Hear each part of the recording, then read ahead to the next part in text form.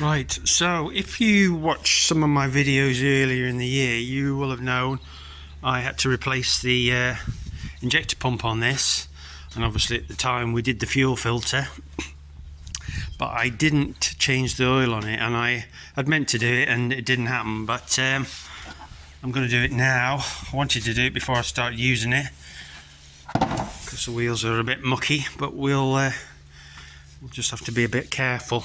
So I've just left the tractor running for 5 minutes just to warm the oil up. I'll drop that sump plug out now, and then we'll let it drain for a bit. I think it's 5/16 for these, could be wrong. I am wrong. Got an inch in that set.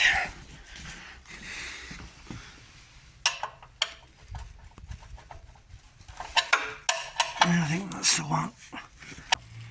What you don't want to do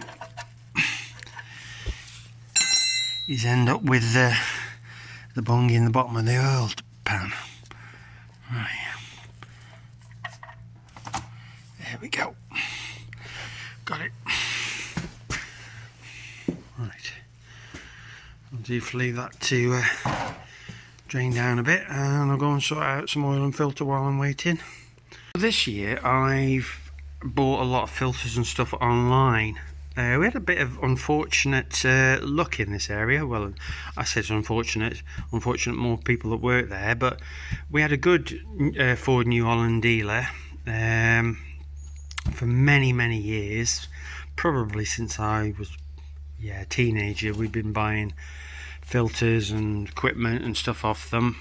Obviously not much in the way of new machinery, but certainly for parts they were very good.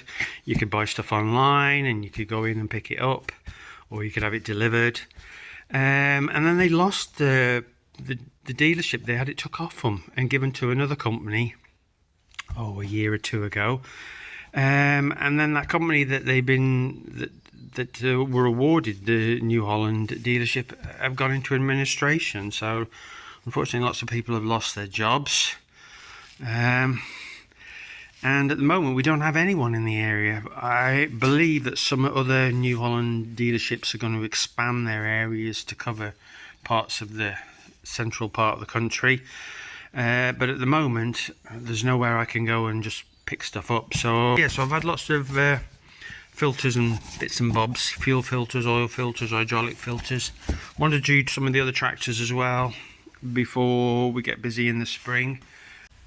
I've just had to check my invoice because I couldn't remember which is for which, but I did manage to work it out. I probably should have just pulled it out and looked at the number on it, because it is the same as the number on that one there.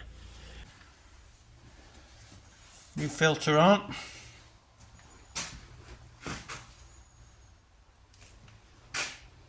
Bit of oil around it. Dips my finger in the tub, but some people would say you have to put clean oil on that, but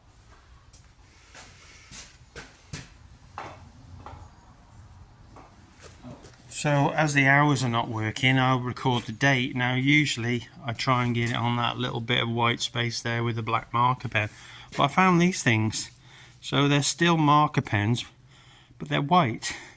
So that's ideal for a black filter. So I'm just going to put today's date on it, if I can remember what it is. 7th, I think, today.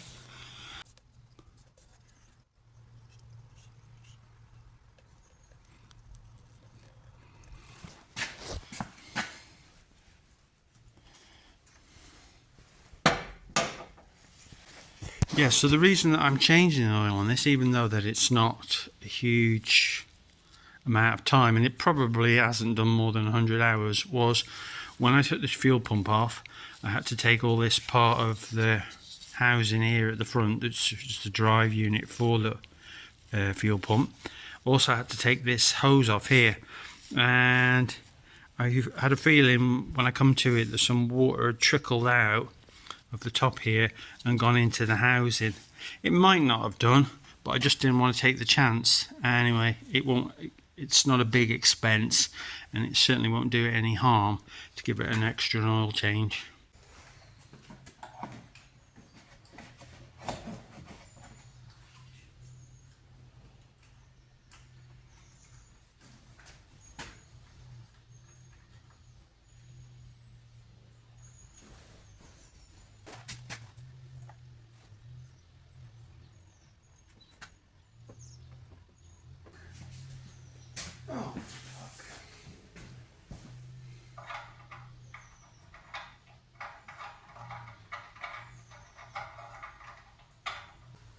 I don't know whether you hear me that, but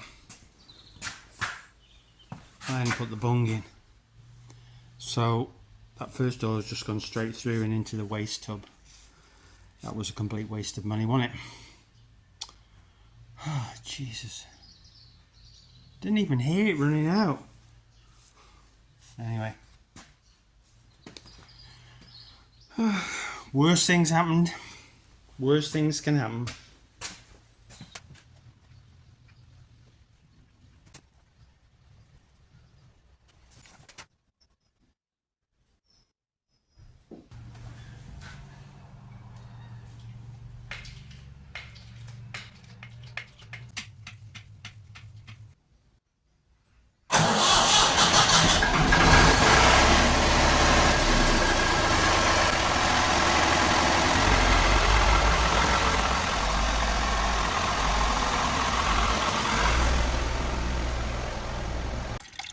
So the other job that I'm doing is draining some water out of the radiator on the 6610. For one day when I was working it, it seemed to get very hot and it boiled over, and I'm not quite sure why, whether the thermostat stuck or whatever. So I thought there was going to be an issue with it, so I just filled it up with water because I thought I'd end up draining it again.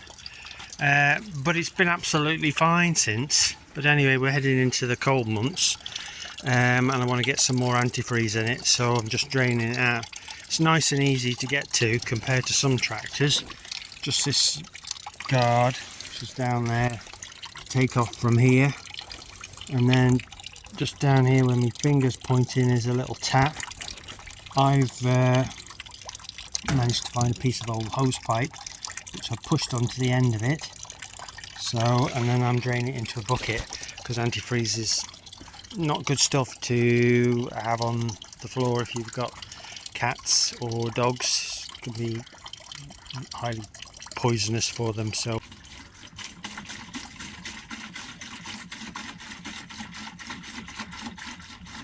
I don't know whether you saw, the stuff that I usually use is blue colour and this stuff is red colour. I don't know whether there's any difference between the blue and the red. Is it made up of different things, or is it just a colorant? I'm sure somebody watching this will know, but hopefully it works just as well as the other stuff. I drained out about 6 or 7 litres and I've topped it up now, so I think that'll be about like a 50% mix, which should be good. Anyway, that's another job done. It's a lot nicer to do these things while the weather's mild than it is when it's freezing cold. So put that one away now, and we'll give it a bit of a run just to circulate it first. So I've just finished checking the tractor again. I put another jug full in, so it's had about a gallon and another couple of litres. So what's that? 6-7 litres in it. I think that's about right. It seems up on the dipstick, but it's still in the safe area, as it says. Yeah, and obviously there was a couple of jugfuls that were wasted, which is a bit embarrassing. I feel a bit of a muppet, but you know, I could have this out, I suppose. But you know, maybe it's important to show that, you know, sometimes we get it right, sometimes we get it wrong, you, me and everyone else watching. So yeah, so maybe I'll leave it in. And that's it really. Thanks very much for watching. I'll catch you again soon.